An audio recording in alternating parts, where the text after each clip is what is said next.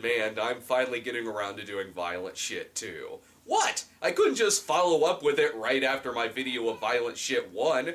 I like maintaining suspense. That, and I needed some time to pass before I sat down to watch a sequel to a movie that was just a 90-minute gag reel of death sequences. In German. Well, I don't know. Some time has passed between the first and second movie. Maybe it's better. No, it's still shot on Shitio. 3 years went by between the release of Violent Shit and Violent Shit 2. Were there really people who came up to the director saying, "Come on, man, it's been 3 years. When are you gonna spring another Violent Shit movie on us? I gotta know what happened to the baby Carl the Butcher gave birth to in front of Jesus." Violent Shit 2 is the sequel that one guy may have asked for, but he probably ended up hanging himself before it was finished. Warning, the motion picture you're about to see contains scenes of extreme graphic violence and gore. Really? Yeah, thanks for the warning. As if people watching a movie called Violent Shit 2 needed to be reminded that it just might be a little bloody. We open up on the Lost Boys from a hook, taking part in a drug deal in the middle of frickin' Nebraska.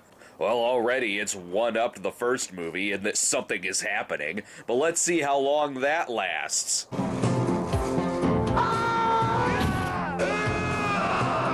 Fascinating. You give high schoolers a budget for a gore movie, they're still gonna shoot something shitty and racist. And given that we've got some Chinese drug dealers here, of course they know karate, and apparently they can also summon the powers of Godfrey Ho-style editing. Look at the quality of this fucking movie. It looks like an America's Funniest Home Videos clip that just won't end. Never before have I longed for the sweet, nurturing narration of Bob Saget. Once most of the drug dealers are dead, they are confronted by, who the hell is that? Furnace Man? 210. Thanks for arriving late to the party, subtitling. Oh no, I didn't need to know what all the dialogue was in the drug deal scene, but thank you for showing up when the killer says kill, as if I couldn't figure out that's what he said. Also, the killer's name here is Carl Jr., making him the son of the killer from the first film, even though it's the same actor playing him. As if you couldn't tell by the drastic changes in style between the character in the first one and the second one. In the span of one movie, the killer went from looking like Friday the 13th Part 2 to fucking Jason X Uber Jason. Oh, there you go, Carl. Kill the real villain of the film, the cameraman. Unfortunately, though, we then have to sit through an opening credit sequence that seems to be rivaling Black Devil Doll from Hell on how needlessly long it is. I like how it shows some clips from the first movie, like it's telling the audience, "Hey, remember the first one? You sure you want to sit through a follow-up to this? I mean, come on. This is pretty fucking shitty. You can't imagine how much worse we can make things in the sequel." Also, trying to give your audience a seizure doesn't automatically make your credits as memorable as the James Bond credits.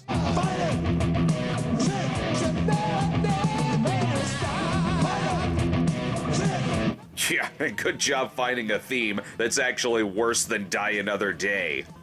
The hell? Did you really have to abbreviate a 2-word title? Is that really fucking necessary? Make a great marathon with motherfucking ID4, some MI2, then we could haul ass to the movie theater and catch us some motherfucking HP7. Yo? The opening here is shot like a documentary that tells us about a serial killer who is not in this movie. Steht eine grauenvolle Mordserie, die die ganze... Yeah, I can tell the public is terrified by all the smiles they have on their face. This sequence spends 5 minutes telling us the backstory of a German killer from the 1960s, only to lead up to the fact that he was once cellmates with the killer from Violent Shit.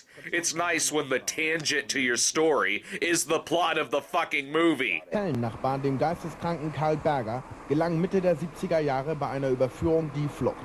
Ah, yes, I remember the Carl Burger from Wendy's. 3 beef patties made entirely of muscle, shards of metal sprinkled like shredded cheese, and served plenty bloody. And I don't think it was from the meat.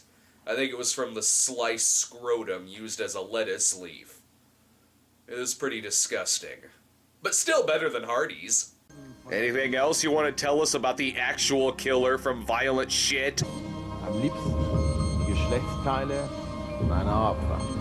I know. I saw the first movie, and I also saw the opening credits to this movie, which again showed him eating genitals. You don't have to keep reminding me! Turns out, after Carl Sr. passed away in the first movie, Carl Jr. was raised by, what the fuck? Oh yes, proving why Freddy Krueger's makeup doesn't quite have the same effect when it's used as old lady makeup.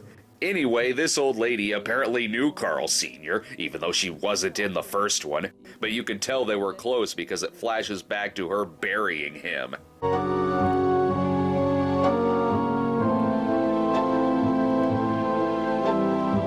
And that's where Stephanie Meyer came up with the idea for the Twilight covers. Carl Jr.'s mother, I guess, wants Jr. to get revenge for Sr.'s death, which means he has to kill Jesus? Nope, he just goes around killing random people in a sequence of non-connecting events and a gratuitous gag reel of death sequences, just like the first one. Except this time around, I can punch up the tone by adding my own soundtrack. It's an inky dinky doo-dah morning, inky dinky doo-dah morning, morning, morning, doo-dah morning, inky dinky doo-dah morning, morning, morning, morning. Good morning. Okay, so how long is it gonna take before Carl starts killing these campers? What the hell? He's already attacked them? That's what I get for wasting 10 seconds by saying a sentence in front of the camera. Most of our characters are now dead. So let's back up a little bit and see how this sequence got started. I see they're being creeped up on by a silent Edsel. That's never good.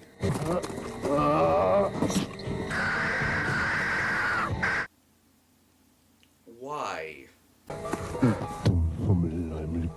Yes, it's the little things that annoy a backwoods hillbilly serial killer. Carl Jr. gathers up a few of the remaining campers and brings them back to his mother.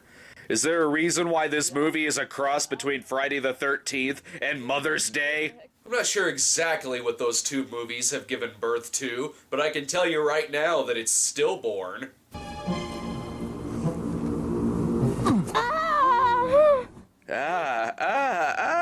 My hand. Oh yeah, I forgot that a shovel decapitation makes the same sound that kids make when they're playing guns. And again, like Mother's Day, apparently it's every mother's dream to watch her yokel son torment city folk.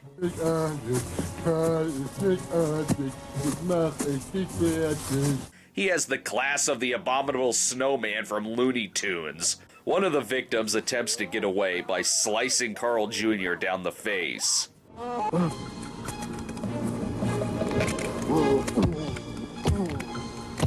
Damn it, Carl, how are staples gonna help? That's gonna get really infected. You should honestly go to the hospital. But because this is a character who has been on screen for longer than 5 minutes, she must die by genital mutilation. I feel like I'm watching the darker alternate ending to Chatterbox. Oh, come on, a training montage? Really? Like the one in Mother's Day? And why the fuck do I remember so much about the movie Mother's Day? Thank you, movie, for bringing up my suppressed memories about Mother's Day. Why don't you bring up my parents' divorce while you're at it? But hey, if Violent Shit 1 can use UB40's Red Red Wine illegally on their soundtrack, surely I can keep doing whatever the fuck I want to this soundtrack. Push it to the limit. Walk along the razor's edge. Don't look down, just keep your head or you'll be finished.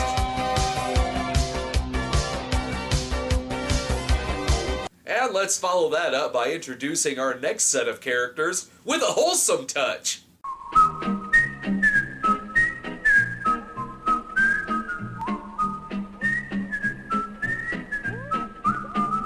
Let's see how long this wholesomeness lasts. Thank you for reenacting the classic I gotta piss scene from the first film. No, he was my favorite character who had to take a piss in this movie. Carl Jr. then makes his way to a group of construction workers nearby. Sind wir hier bei der Blöden Luft oder was? Und den Pisser! Red Bull für Arme, oder was? Yeah, smart idea, guys. Piss off the 8-foot gargantuan carrying a machete. It's like you're aware that you're in a shitty horror film.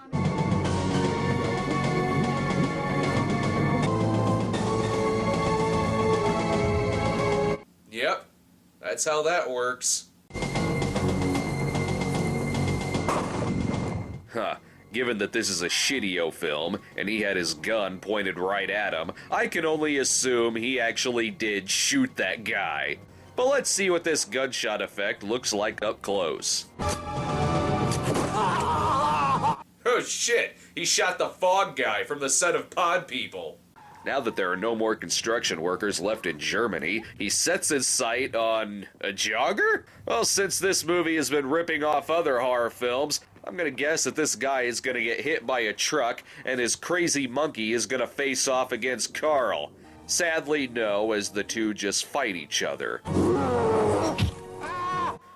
If his intent was to drop a few pounds on his morning jog, I'd say that this run was a success. Oh, and it wouldn't be a violent shit movie unless we had 5 extra minutes of Carl hacking off more body parts. Ich bin Tuckerface.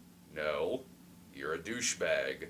Carl runs off but is immediately hit by a car and, well, no use explaining the rest of the setup. He's already started killing them.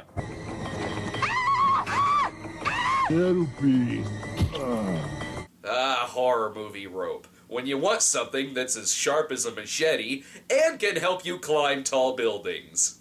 Oh yeah, and in case we forget about Carl's mother, we sometimes get these useless sequences of her telling Carl bedtime stories. Zu telefonieren. Und auch heute hatte sie wieder die etwas versteckt gelegene Telefonzelle gewählt. The hell? Is she stealing these stories from Sallow? Dear God, I hope not. I don't want the shit in the title to mean anything more than it already does. But enough of that. Can't let these expensive gore effects go to waste. Why do people keep confronting him? He looks like the word murderer, and he has a weapon. For God's sakes, Germans, walk away. Turns out this is in a movie theater, and Carl Jr. then appears in front of the screen, to which he is greeted with boos from the audience. Can't say I blame them. I'd boo too if I was in a Violent Shit 2 screening. I like how he starts opening fire on the crowded theater, and most of the people just look mildly concerned that they're dying. Probably because death is a better option than seeing Violent Shit 2 in a theater. But clearly, though, this scene is supposed to symbolize the director answering the audience's poor reaction to the first Violent Shit film. Either that or he's just a big Sid Vicious fan. Holy shit, bullet's so strong he even killed the cyborg. Oops, the camera fell asleep. Movie must be over. Not quite though, as Carl returns home to where... The fuck? How did that happen? Oh good, we're back in the documentary footage. And thank God, because I truly want to know how his mother's head got decapitated. You know, seeing how this is a true story and all. Zu brisant. Ich pfeif einfach darauf. What the hell was that? The man being interviewed tells the documentarian that the killer is still on the loose, the documentarian leaves, gives up on the story, and the end? Never before have I seen a movie end because the person bringing the story to us has become disinterested in it. But, of course, the filmmakers couldn't give us the entire story here. No, it has to be spread over 2 more movies. For the love of God, a story as simple as a German brute randomly killing people who are on screen for less than 5 minutes should not be a fucking quadrilogy. Violent Shit and Violent Shit 2 are the slacker of slasher films. Luckily, though, most of the movies director Andreas Schnass did were made after my cutoff point, with an exception being the movie he did before Violent Shit 2. Something called Zombie 90 Extreme Pestilence, aka Zombie 7. Wait, Zombie 7? Ich glaube, ich habe für diesen Fragen für die lieben Ficken. Volltreffer! Matschbirne!